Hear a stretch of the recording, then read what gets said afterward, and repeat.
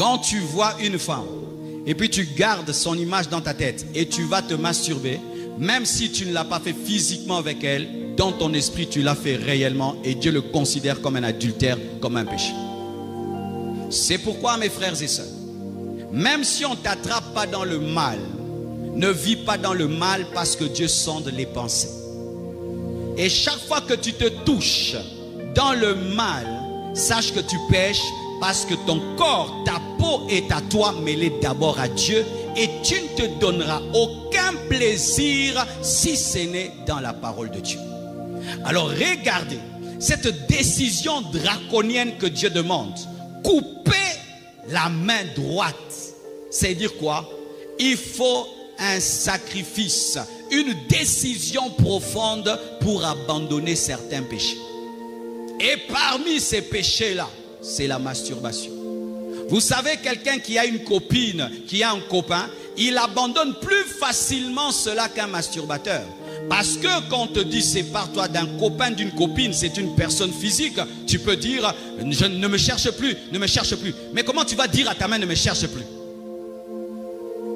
Comment tu vas dire à ta peau ne me cherche plus? C'est-à-dire tu abandonnes un péché, mais la chose qui pêche avec toi est là tous les jours avec toi. C'est pourquoi faites très attention. Toi qui n'es jamais tombé dedans, n'essaye pas. Tu ne connais pas l'addiction qui est dedans. Et toi qui t'entêtes à y demeurer, tu ne connais pas les profondes conséquences qui sont dedans.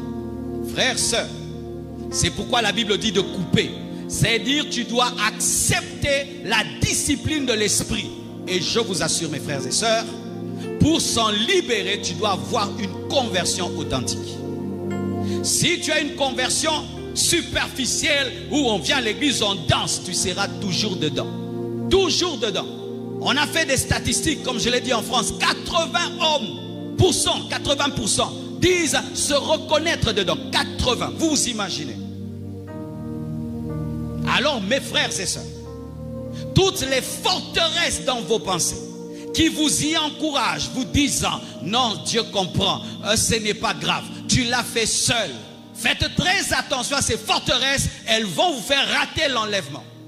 Les masturbateurs iront en enfer. Les masturbateurs ne seront pas enlevés comme les prostituées et les adultères. Pas de différence. Pas de différence. À ton niveau, oui, il y a une différence, mais pas au niveau de Dieu.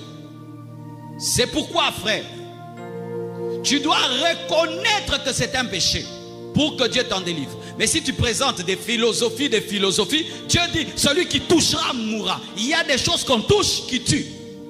Il y a des choses qu'on touche qui empêchent de réussir. Ils ont touché à Haï, ils ont touché plutôt bien de Jéricho, ils ont échoué. Ton mariage peut échouer à cause de cela. Si déjà tu es célibataire et tu t'habitues à avoir du plaisir seul, ta femme aura du mal à te satisfaire, ton mari aura du mal à te satisfaire. Donc tu es là, célibataire, tu es déjà en train de détruire ton couple. Tout seul, mais tu détruis ton couple. Vous devez le savoir, vous tous qui êtes dans ces choses-là, vous devez savoir que vous êtes déjà en train d'abîmer votre couple dans le futur.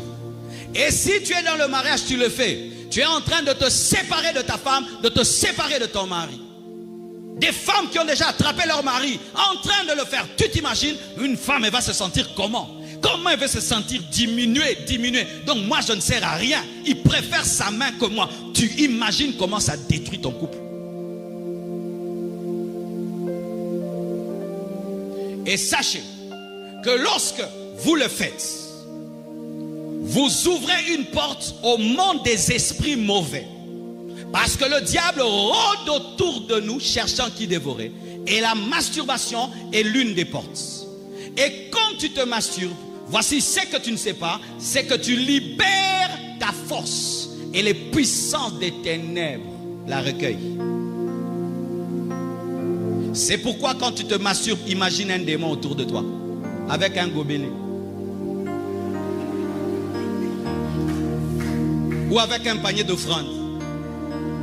C'est une offrande que tu donnes au diable. C'est une offrande que tu donnes à Satan.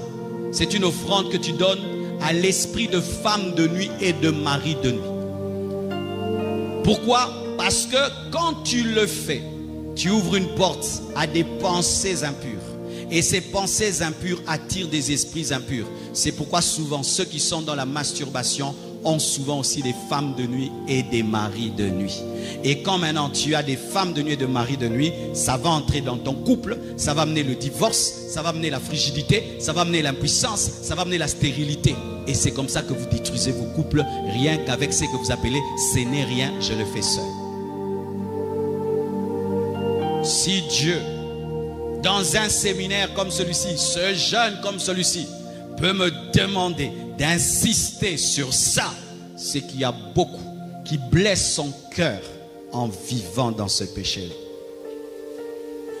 J'ai remarqué que lorsque tu es lié par ce péché, tu dois des fois le dire à quelqu'un. Le dire à quelqu'un, l'avouer à quelqu'un et lui dire: j'ai lutté avec, j'arrive pas. Dieu me dit de te le dire, prie pour moi. Et c'est quelque chose que j'ai vu dans notre église. Un grand prédicateur, un jour, vient me chercher. Je pensais qu'il avait une prophétie à me donner.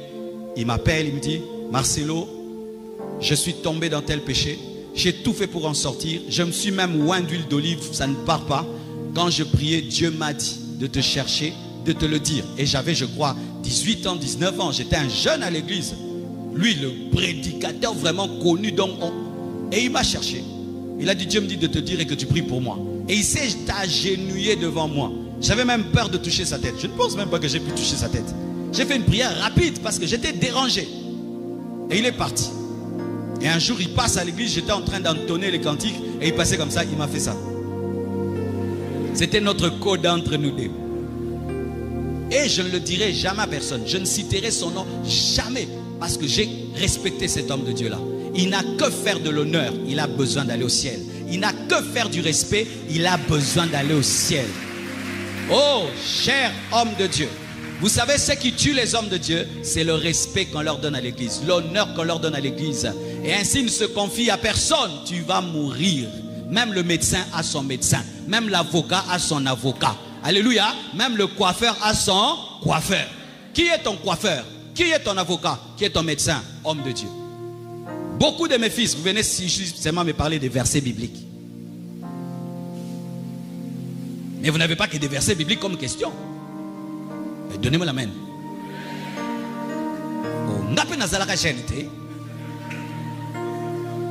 Vous venez seulement: pasteur, alors j'ai vu le ciel ouvert. Mais il y a d'autres choses qui s'ouvrent, tu n'en parles pas. Ah oui. Et sachez que moi, je ne suis pas le pasteur des parfaits. Hein. Les gens qui me connaissent vraiment, ils le savent. Beaucoup de gens ont une fausse image de moi, que Marcelo, si tu crains Dieu, il t'aime. Si tu as des défauts, il te jette. Jamais. Je respecte beaucoup les personnes qui se révèlent telles qu'elles sont. Parce que ce sont elles les vrais chrétiens. Les vrais chrétiens. Frère, tu as un problème pareil. Peut-être tu n'auras pas le temps d'entrer dans mon bureau. Tu peux même en parler à un de tes amis.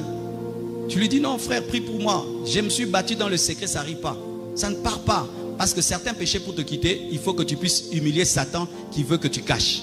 Parce que certains péchés ont la force que quand c'est caché. Le jour seulement que tu dis, la puissance s'en va. Mais si tu caches, tu vas cacher jusqu'à ta mort. Et on va te chercher au ciel. Tu es vraiment dans l'enfer, là où le feu est bleu. Au milieu là. Parce que toute ta vie chrétienne, tu étais dedans. Tu étais dedans. Et maintenant imagine que toute ta vie chrétienne, tu es dedans. Et nous, on suppose que tu crains Dieu. Alors imagine, samedi, tu es tombé dedans. Mais nous, dimanche, maintenant, il y a beaucoup de démons qui tombent ici. Beaucoup de gens qui ont des démons qui tombent ici. Et puis on te dit: frère, viens poser les mains. Toi-même, tu sais ce que tu as fait samedi. Mais est-ce que tu vas dire: hé, tu vas seulement venir? Au nom de Jésus. Au nom de Jésus. Au nom de Jésus. Au nom de Jésus. C'est quel genre de main que tu mets? Alors le jour que tu vas rencontrer un démon impoli, il va t'humilier publiquement. Il va dire: yo, t'es, yo, ou toi, que je dis ce que tu as fait samedi. Yo, yo, yo, yo, nom de Jésus. Tais-toi démon, comme Jésus dit, tais-toi démon. Jésus n'a pas dit tais-toi démon pour cacher des choses. Hein?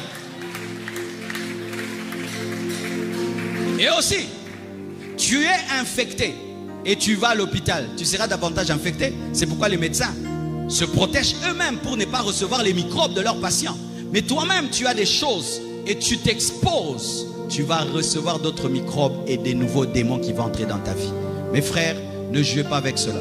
Lorsque dans un pays libre comme la France, on fait balader un micro et 56% des femmes disent qu'elles sont dedans, 80% elles sont dedans, et 80% d'hommes sont dedans. Peut-être qu'au Congo, on ne sait pas si on fait balader, ce sera comment. Mais nous, on va seulement fuir, on ne va pas répondre. Donc le baptême, oh, ma question de ma question de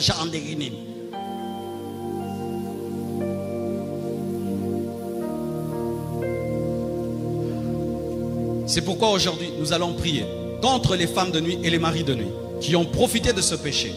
On va aussi prier contre cette force, cette puissance qui te cherche. Mais si pendant que je prêche, le Seigneur t'a convaincu que tu dois en parler à quelqu'un, fais-le, parle. Et si quelqu'un te le dit et tu le sors, Dieu te frappera. Si quelqu'un te confie son secret et toi tu le sors, maintenant Dieu va te frapper. Parce qu'un homme qui s'humilie devant Dieu, il faut l'honorer, il faut le respecter. Que Dieu vous bénisse abondamment.